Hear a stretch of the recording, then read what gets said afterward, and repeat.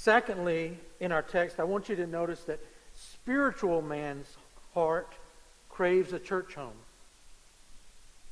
See, the book of Acts teaches us to, among other things, spend time in worship, to spend time in fellowship with one another, just like the early church did.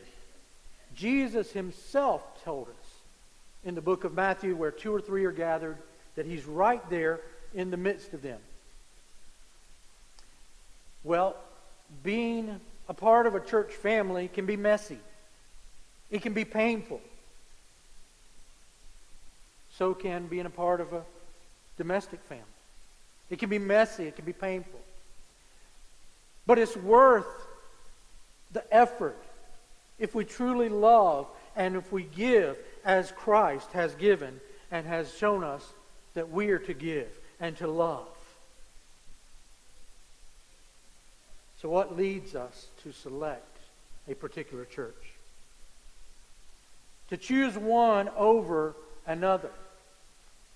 Most of the time, at least here in America, most of the time, we don't even select a church home. We're born into one. We're born into one. We join a church simply because it's the church where our parents belonged. And that's not all bad. And I'll explain why in a minute. But let me make an observation. And I'm speaking from first-hand experience.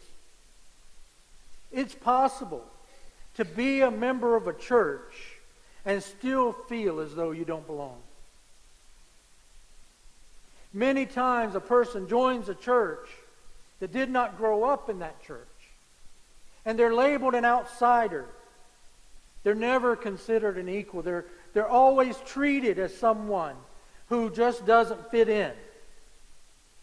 They never receive a fair shake. And they'll usually give up and leave the church before they're accepted by other people. What we have to realize is that all of us, all of God's children, have privileges and responsibilities. Remember the credit card commercial? It said membership has its privileges. But they didn't tell us the rest of the story.